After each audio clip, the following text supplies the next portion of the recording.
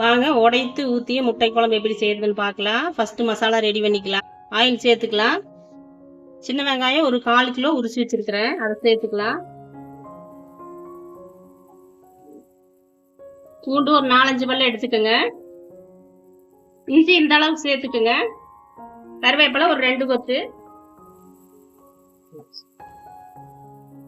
தக்காளி ஒரு 3 தக்காளி கட் பண்ணி வச்சிருக்கிறேன், அதுவும் சேர்த்து வணக்கிக்கலாம். நார்மல் சைஸ் தக்காளி எடுத்துக்கோங்க, 3 தக்காளி போதும்.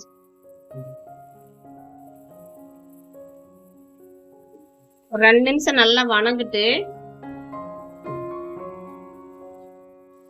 பெரட்டி விட்டுட்டே இருக்கலாம். நல்லா வணங்கிட்டு நல்லா வணங்கி வந்துருச்சு. அடுத்து தேங்காய் ஒரு மூடி சேர்த்துக்கலாம்.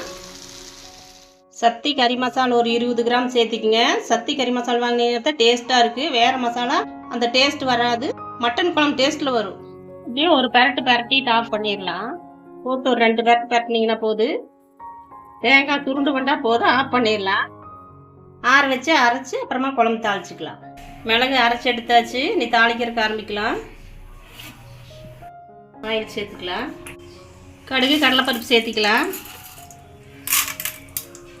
கடுகு பொரிஞ்சிருச்சு. கருவேப்பிலை சேர்த்துக்கலாம். வரமிளகாய் சேர்த்திக்கலாம். வணங்கிடுச்சு. மிளகு சேர்த்துக்கலாம்.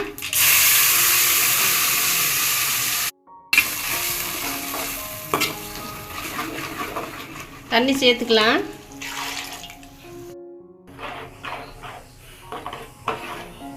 நல்லா கொதி வரட்டு. இறக்குறதுக்கு முட்டையோட ஊற்றிக்கலாம். தேவையான அளவு உப்பு சேர்த்துக்கலாம். நல்லா கொதிச்சு நல்லா எண்ணெய் தெளிஞ்சு மேலே வந்துருச்சு. குழம்பு ரெடி ஆயிடுச்சு. நீ முட்டையோட ஊற்றிடலாம். அப்படியே உள்ளே ஊற்றிடுங்க. அப்படியே உள்ளேயே வேகட்டும்.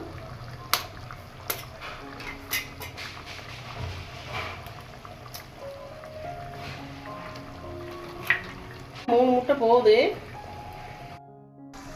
முட்டை உடச்சி ஊற்றிட்டு ஸ்லிம்மில் வச்சிடலாம், மூடி வச்சிடலாம். ஒரு 2 நிமிஷம் அப்படியே வேகிட்டு அந்த முட்டை உள்ளே நல்லா வெந்துரு. அப்படியே வேகட்டும். 5 நிமிஷம் ஆயிடுச்சு. முட்டையெல்லாம் இந்த மாதிரி வந்துருச்சு. நம்ம முதலே கலக்கி விட்டோம்னா நல்லா உடஞ்சிரு. அதனால் இந்த அளவுக்கு இருக்கும். நீ ஆஃப் பண்ணிடலாம். வெந்துருச்சு. ஒரு கொதி வந்ததையும் ஆஃப் பண்ணிடலாம். உடைத்து ஊற்றிய முட்டை குழம்பு ரெடி. சூப்பர் டேஸ்ட்டாக இருக்குது. ட்ரை பண்ணி பாருங்கள். ஒரு மட்டன் குழம்பு டேஸ்ட்டில் வரும். இட்லி, தோசை, சப்பாத்தி எல்லாத்துக்குமே தொட்டுக்கலாம். செம்ம டேஸ்ட்டாக இருக்குது. ட்ரை பண்ணி பாருங்கள். ட்ரை பண்ணி பார்த்து எப்படி இருக்குதுன்னு கமெண்ட்டில் சொல்லுங்கள்.